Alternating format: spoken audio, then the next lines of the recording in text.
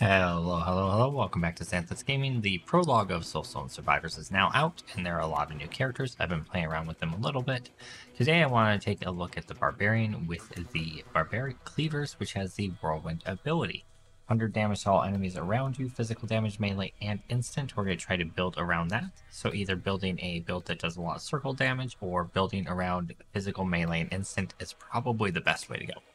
So without further ado, let's in. I think I cut my word in off there, my bad. So as you can see, it's a pretty quick attacking Whirlwind ability that circles around you.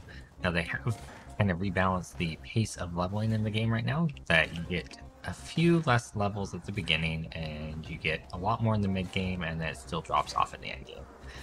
But you will notice a significant spike up in between bosses 2 and 3, which is where you can really kind of build the identity of your build.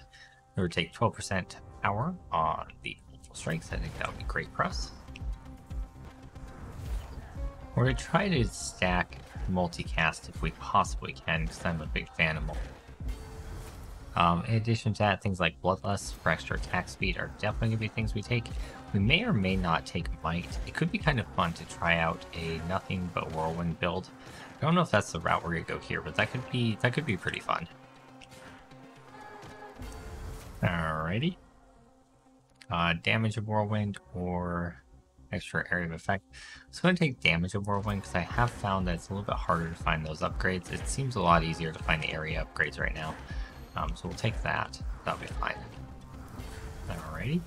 Attack speed. I think we're going to re-roll this one. I don't like any of these baseline choices. Touch of Ice isn't bad because you can unlock the ability to apply fragility anytime you apply cold, but I don't know if I want to invest that much to get that result, especially if I might go physical anyway, which has fragility just kind of built in. Extra area of effect by 12% is epic, is awesome, it is epically awesome. We're definitely going to take that. Definitely. And we got our first elite spawning up on us here. I'm going to banish the Death Claws. I don't intend to take those this game. I did play them. They were pretty fun. Ooh, Subdue. There is a physical skill that applies fragility. I'm going to take that. That is a great skill.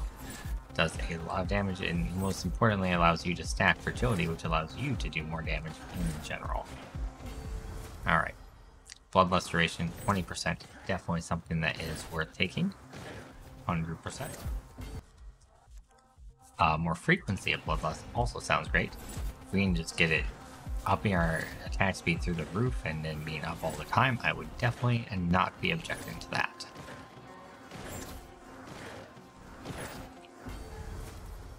Alrighty. Not a fan of Intimidating Shout necessarily, but we're going to get rid of Glacier.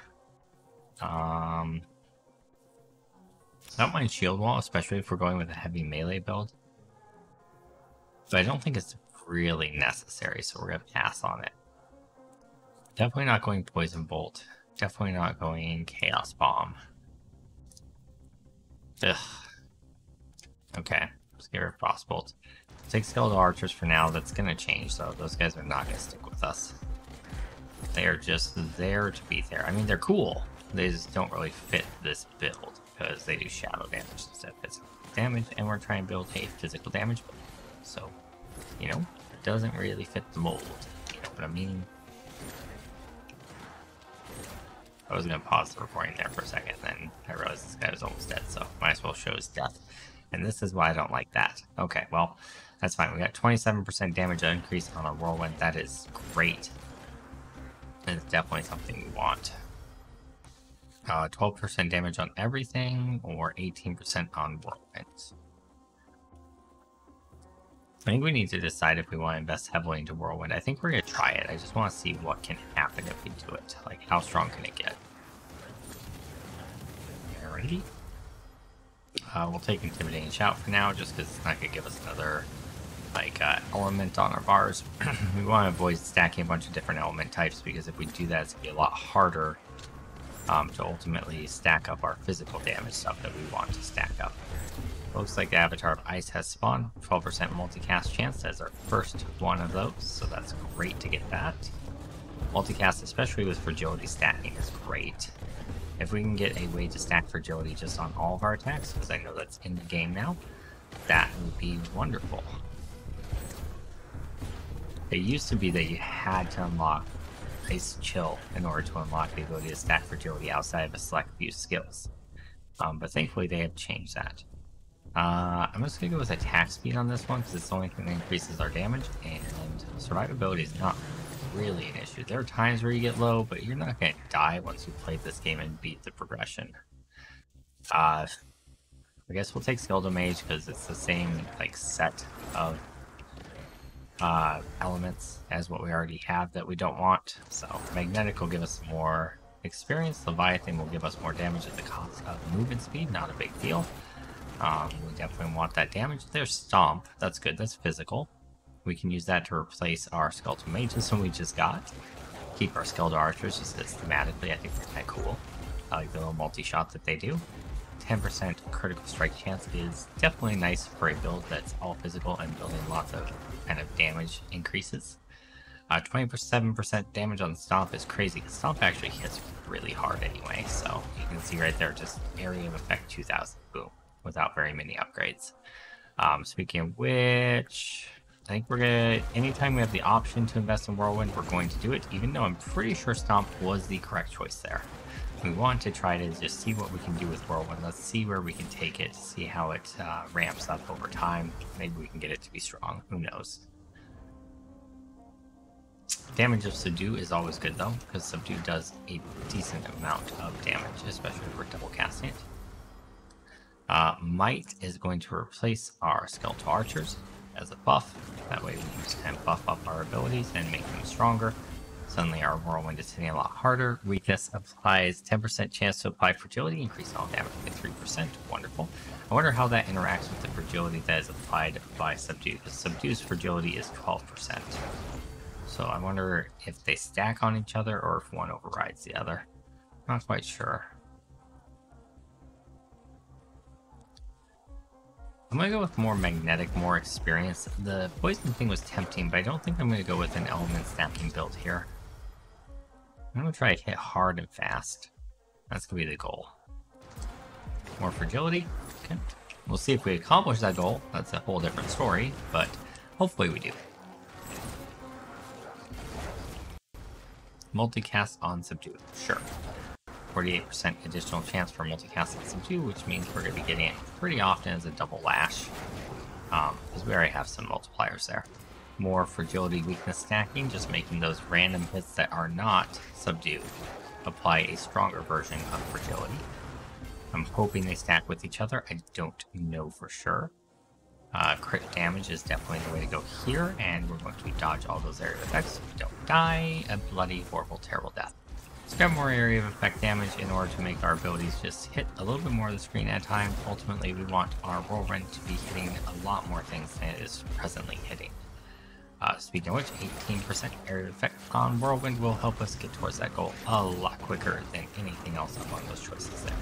So let's just continue swinging, smashing, and crashing.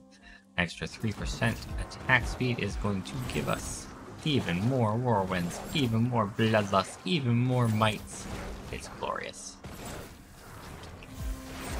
Alright, and you can see the frequency of the upgrades kind of ramps up here in the mid-game, in between 30 and 50. Around level 50, it starts to really slow down. You're going to see that happen here just a little bit here, but right now we're at level 34, so we're still rolling deep here. 4% multicast chance. Let's go and grab a little bit more chance for multicast. If we cap out at basically double casting everything, I'm fine.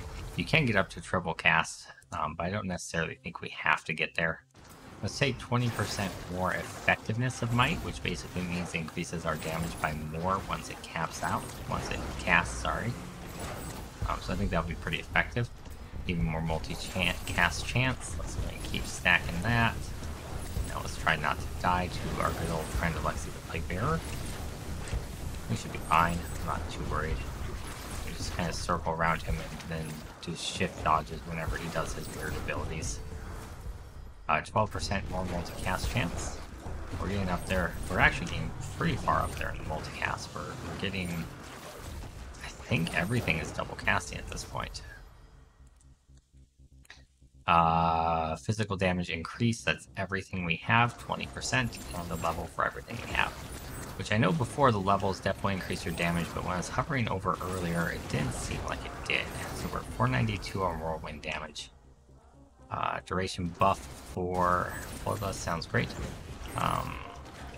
492 Whirlwind damage. We'll kind of see the next time we increase its level, if it increases any beyond that.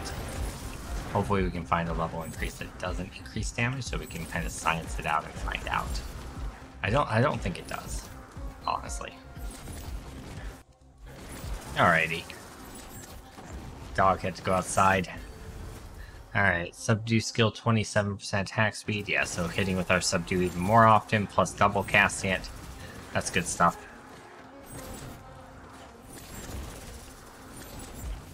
Alright, we got some elites spawning in here. That's some of the snake boys. Oh wow, he went down actually really fast. That's a really good sign for us. More crit damage sounds good. We're just going to be stacking as much damage as we can here. I'd like to ultimately replace our current Intimidating Shout with the one that reduces their armor. I think that would be really good. That way we would hit them even harder. I'm not too worried about how hard they're hitting, so I think the Intimidating Shout is kind of sort of a moot point this build, this run. Not really necessary. I think I'll take 8% double cast over even more Subdue damage, just because it's going to get us closer to constantly spinning with our Whirlwind. And that is ultimately kind of where we want to end up. Or pretty close to that. Some reasonable facsimile thereof. Alright. So it did not increase our damage even though we increased a level. So confirmed, level ups presently do not increase the damage of your abilities. Probably a bug, because I know it used to. I don't think they changed that on purpose. I haven't read the most two recent patch notes, so maybe they did change it on purpose, but that'd be a weird change to make, because then levels really wouldn't mean anything for your abilities. Because that's the only thing it really increases, or used to increase. Duration of buffs by 10%, that sounds great.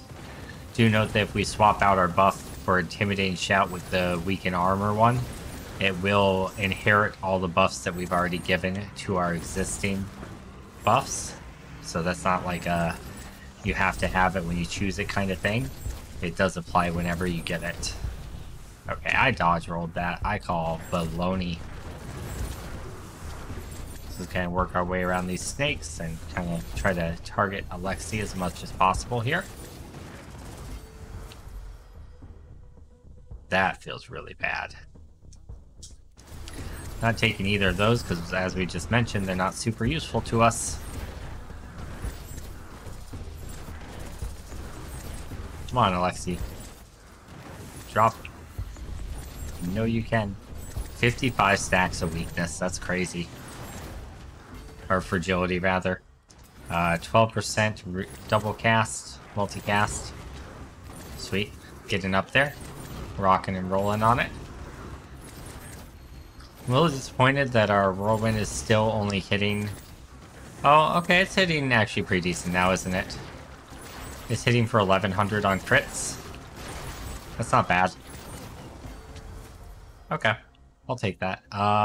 Extra top speed for Subdue, sure. Our Subdue is getting to be absolutely the star of the build, even though that's not really what I was going for, but it's still pretty... synergizes really well with the Whirlwind, because every time Subdue hits, it makes Whirlwind hit harder, so... we'll say it's still a Whirlwind build, technically. I really, really need to replace that buff that I don't want. We'll take the 5% crit chance. If we could drop that buff and switch it for a different buff, I'd be super duper happy about that. Okay, we got some more elites spawning on us. The elite spiders this time around. Alright, critical strikes have a 100% chance to apply wound. All effects applied are doubled, while wound does not target. 45% crit chance, so 45% to double stacks of fragility that we're applying on targets. That sounds pretty awesome.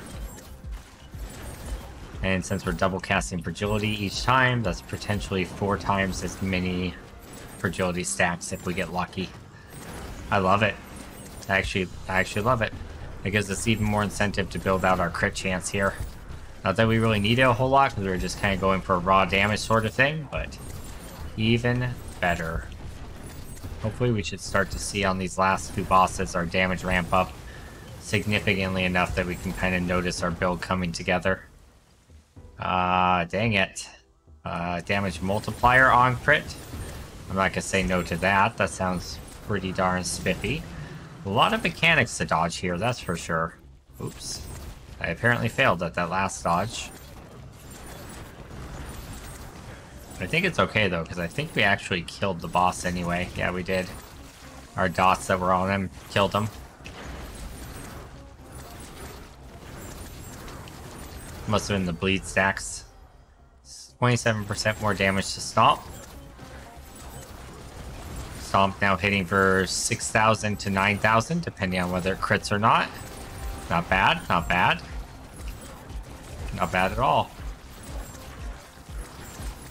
Yeah, well, we're in the final phases here. We just gotta kind of get this last level or 2. As you can see, it's slowed down significantly on the leveling, and we're right around level 50, just like I said. See if we can get a couple more elites kind of lined up in a row for our Subdue, and then just stomp them down. Beautiful. 12% crit. Alright. Or crit damage, rather. Oh, we went all over the place there, didn't we? We developed wings. We must have drank some Red Bull or something. Holy cow. Buzzing.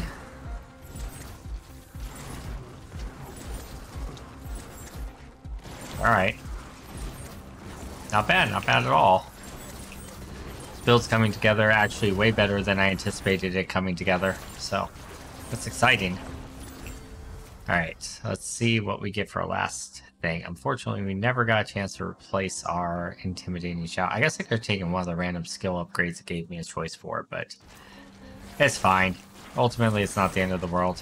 We still got our Bloodlust, we still have our, you know, Might.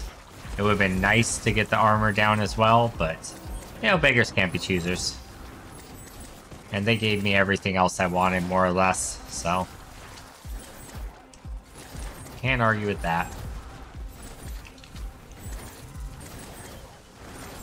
Okay. Should be spawning the new boss here any second. And oh man, I didn't really want to do it, but at this point, there's no other damage options. We'll take 30% chance to apply poison. We'll stack some poison into the mix here. I did see something like 20 poison there on that guy. That was actually a lot better than I thought it would be.